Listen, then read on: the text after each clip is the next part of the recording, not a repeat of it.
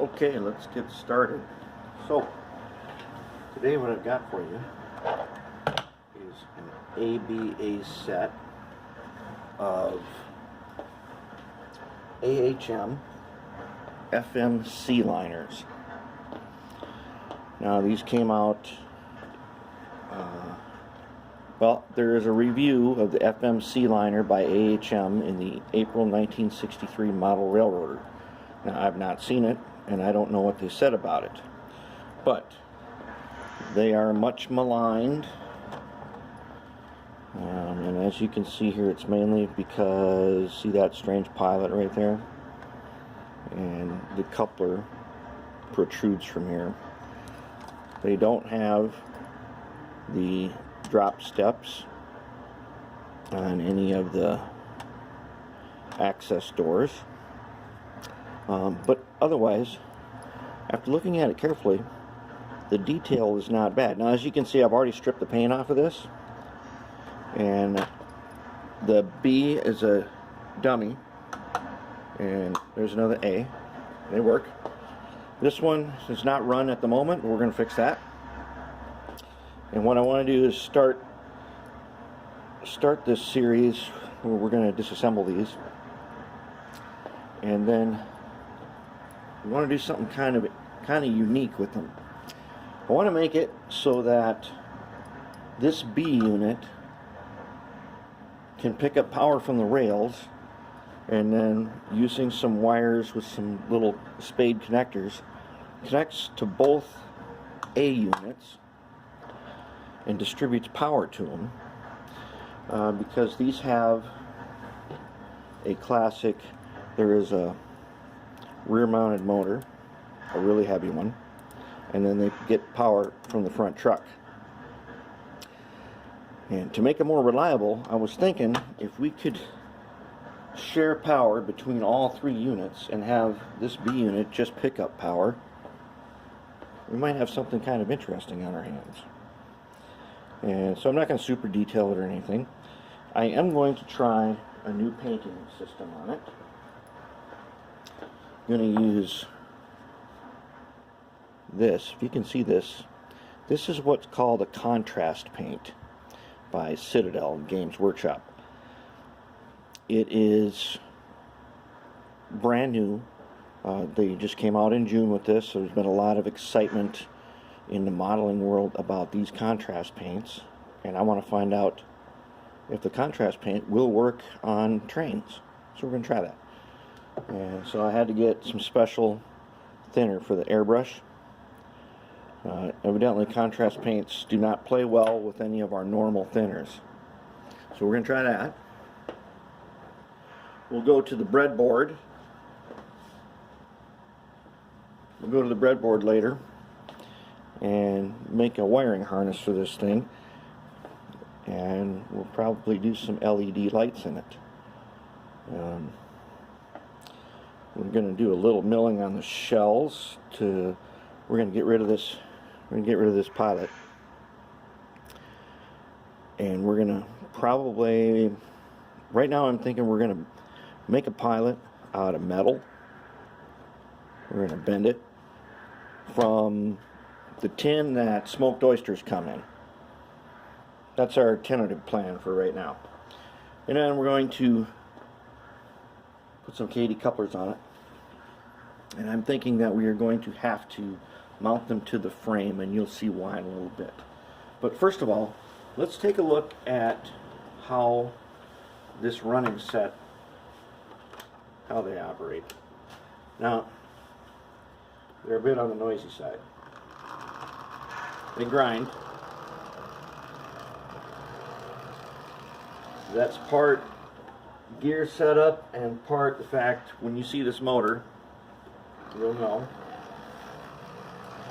But due to their extreme heavy weight, they are actually quite reliable.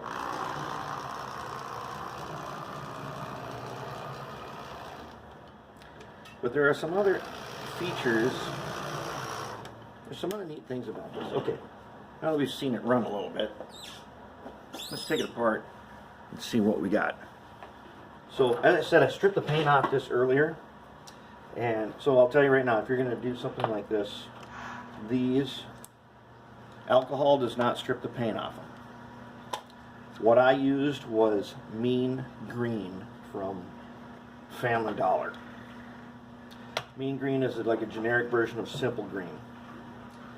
And I used it in my ultrasonic cleaner on a temperature of 54 Celsius, which I don't know what that is in Fahrenheit.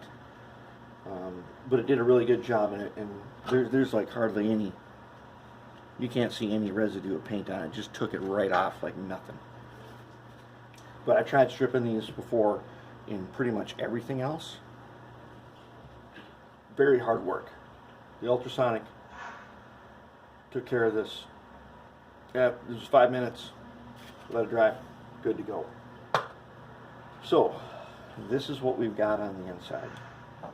We've got one of these massive vertically mounted open frame motors. And while I'm not really a big fan of these, there's nothing really wrong with them. They're reliable. So we're going to keep it. We're not going to swap out motors on this. But notice something in here. Look at all this space. And this is due to the fact there's real lead weights in here.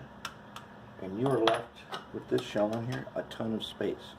If you wanted to put sound and DCC in here, you got tons of room to work with. And in fact, since we're going to power this B unit, and with the room that's in here, we were going to do that. Power this up and then let it distribute power. Literally, I think you could fit a subwoofer in here. There are 2-inch subwoofers, and I think you could fit one of those in here. That would be kind of a neat feature to have. There's our B. It's just basically a big bathtub. This is basically a big bathtub. This here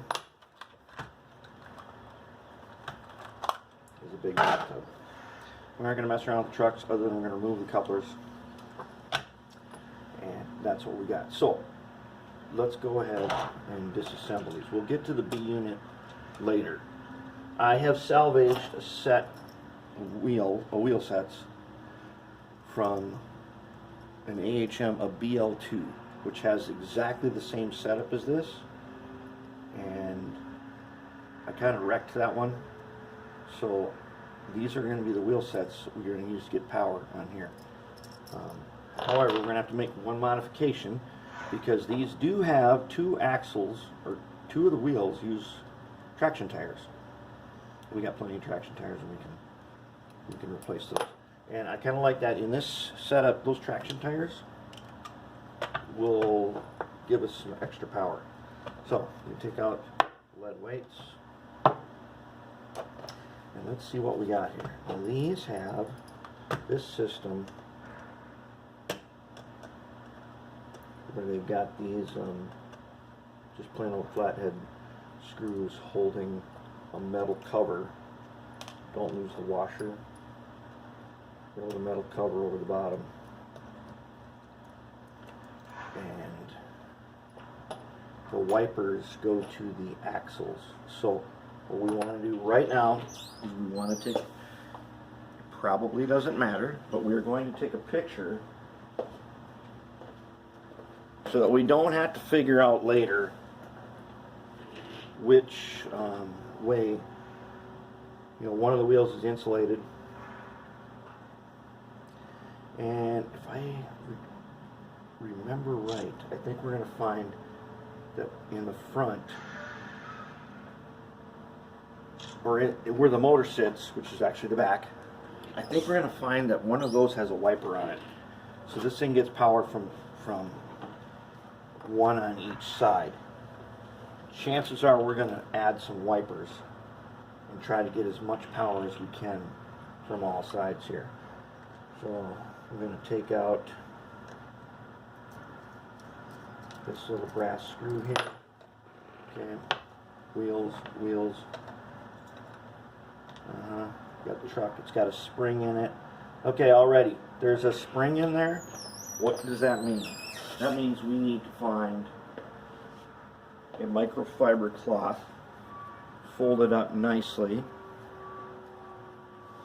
I'll find the good one later, the one we usually use. And we want to lay this out here and start collecting our parts on this so they don't get everywhere.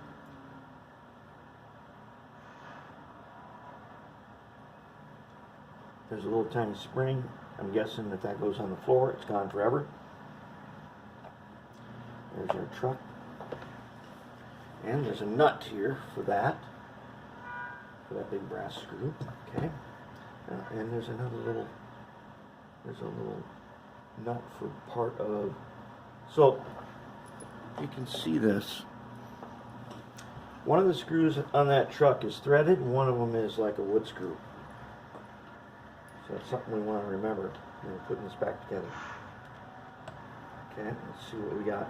Now, under here there's a vertical. This is a vertical drive shaft, and that means there's a vertical worm gear in here. And that, so it is the one with the coupler. So the reason for that nut there is it's part of the coupler. Okay, there we go. Nice and greasy. Oh yeah, we got grease in here, alright. Okay, now I'm going to tell you right now, you do not oil these. Okay, let's put that back in there. I want to give you a look at that, and I want to take a picture of my gear arrangement.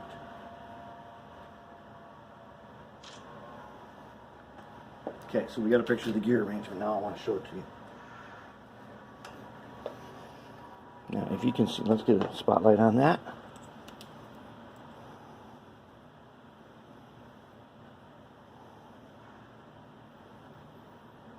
You can see the vertical worm gear there, and here's the thing, you've got some brass gears and then you've got some plastic gears in there.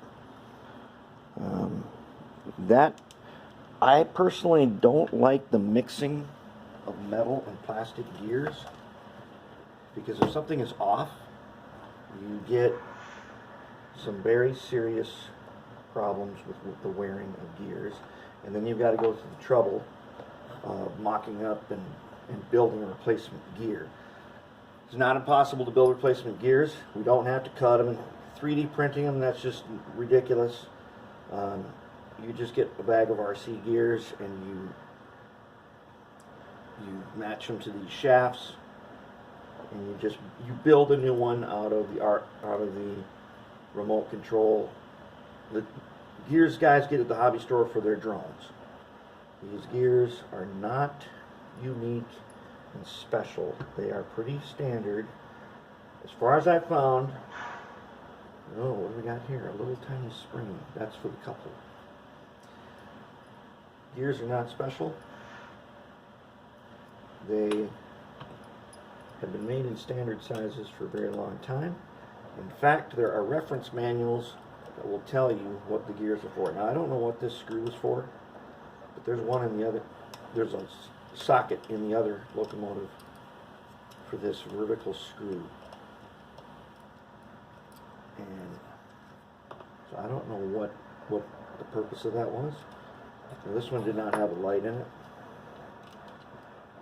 The lights are on these clips here. And as you can see, they use all the same color wire. We're going to fix that. I don't like doing that. I like to make my wires black and red. I know some people like to use alternate color schemes. I am not a fan of that. I like black and red. Okay,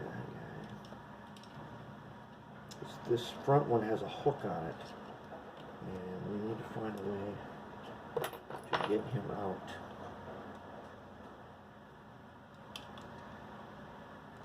I'm not going to reuse it, so I don't mind cutting it if I have to, but if I don't, it's good to know how. That was definitely made hook in there one time and stay in there.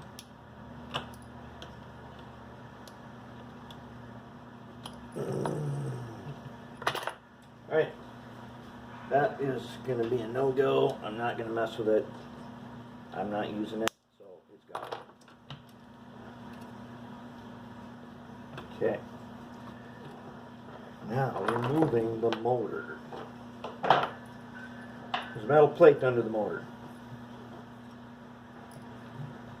There's a little nut.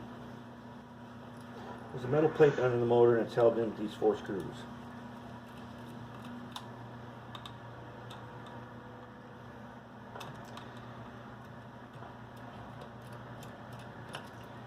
And there's some pretty good engineering with this setup. And as I said, yep, sure enough, there is a lead heading down to the truck, so we should expect to find that extra wiper in there, probably to the side of that has. Alright, where'd that go? Probably goes to the side without the traction tires. That's why there's traction tires only on one side. Alright, where did that screw go? Oh, here somewhere. Somewhere. Oh, train's coming. Alright, we got our bathtub out. Somewhere there's a screw stuck to something. Sure enough, this lead here goes to a metal strip, goes to here, goes to a metal insert here, which picks up electricity for one side of the wheel set. Alright, now what I don't want to do, if I don't have to, is pull the worm off. That worm is pressed on there. What I do want to do is I want to be able to clean this. I want to be able to, I'd like to be able to put this in the ultrasonic and get that nice and clean. Let's see if we can get a better spotlight right here. You guys can see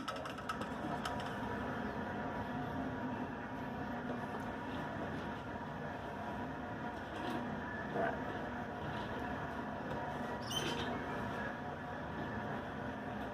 I'd like to take this motor off and give it a real nice once over. It's dirty and it's old.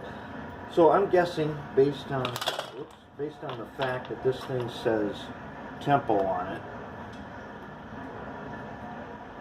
it is a 70s version. It's got the AHM logo and right next to it says Tempo. And using Tony Cook's HO Scale Trains resource, he has a nice little write-up on this, and he talks about Tempo being a later edition. Okay, so we got a massive wire in here.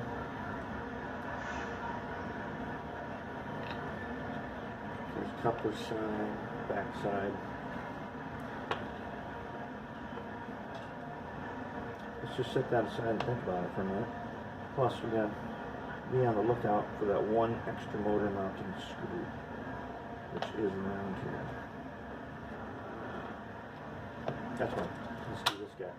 Now this guy, interestingly enough, has 2 colored wires. See if we can't take him apart. Insert tweezers. As I've said many times, get a good pair of tweezers, learn how to use it, then the wire broke off. It's got a nice little piece of foam for underneath its weight. So we're going to remember that. We'll get a new piece of foam and put that in there. Aha! This must be an even later model because it's made cheaper, as you're about to see.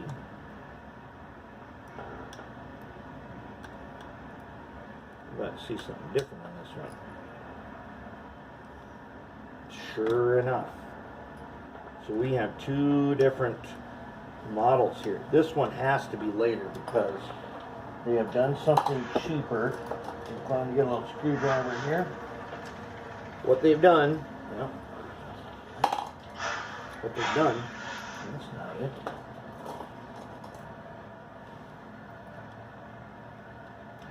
So, on one version, we have the brass strip.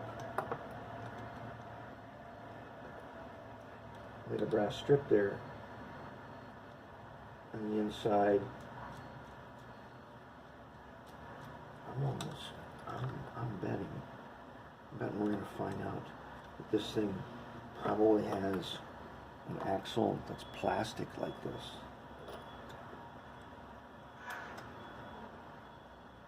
Yes, yep, I see plastic wheels with wipers on both sides. Alright, now our little nut is spinning around here. Fortunately, this thing turns all the way around. I just hold it with my finger. Oh, it should drop. And nut should drop. Yep. There's our nut. Non-coupler side. So cover plate. Now, check this out. In this version, there's a wiper on each side. And we've got plastic wheels. So we're going to have to remember when we put this back together, this one gets the plastic wheels, not the ones that have the brass axle. And I'd have to say that the brass axle indicates to me that one is the older of the two. Alright, let's see here. What are we going to do? We're just going to cut we're going to replace this wire, but I want to remember which is which. I'm just going to cut it. Got our truck off. It's got wipers in there. I'm going to try to get those out, clean them, and coat them with our favorite stuff, Oxguard. Once the brass is cleaned, we rub this on there. Never tarnish ever again. Never oxidize. At least not in my lifetime it won't. I've been using the Oxguard for a couple of years now, and so far I have not had it wear off.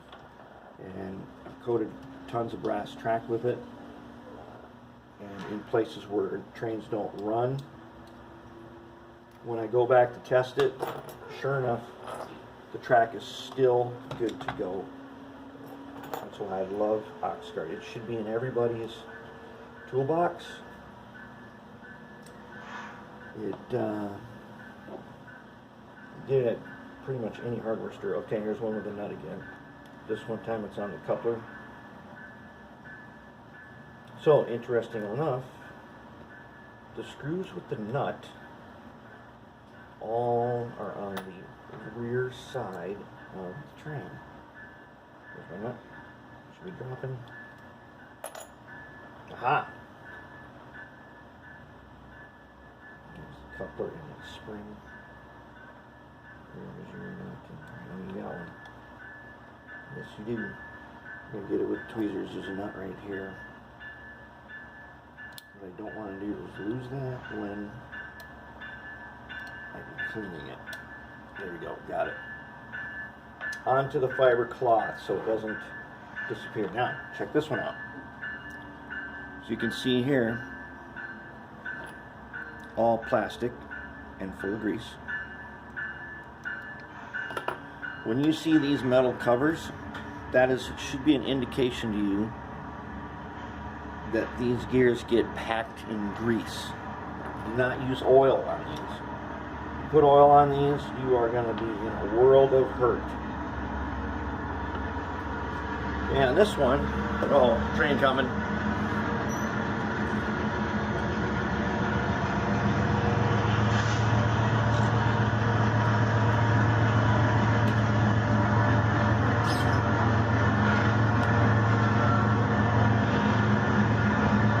Let's let that guy leave the yard.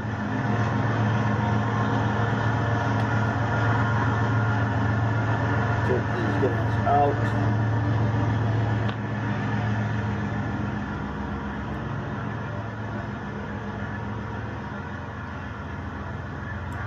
gears appear to have no specific direction.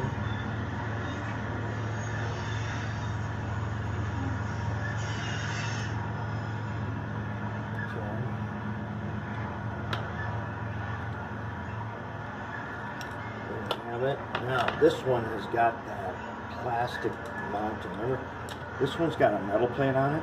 This has got to be older. That's more expensive workmanship. Later on, when they kind of cheap out, they get cheaper. Let's turn on our soldering pencil.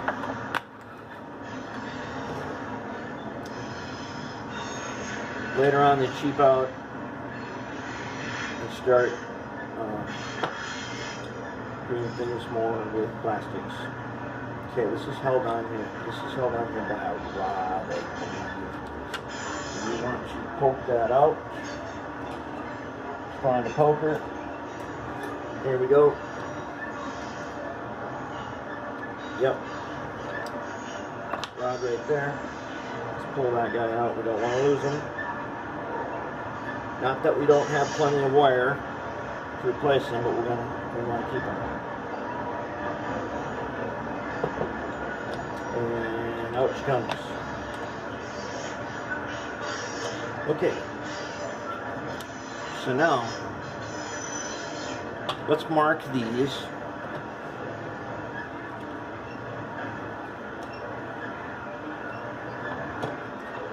Let's mark them with our silver pen here. This one does not have the rod, so let's say this is the older.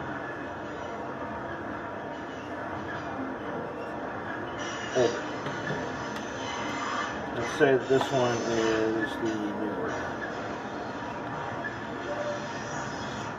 Okay. There we go. Bathtubs. Okay, we've got everything apart. There is our parts. Let's take a zoom in on what we got for parts here.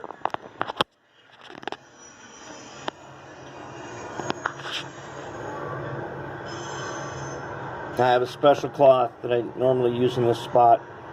I'm going to replace that in a little bit here. These things, they're all going to be going into the ultrasonic. But that is basically how we get it apart. And we'll work on the motors in the next section. So I'm going to clean some of this stuff up, and then we will continue on.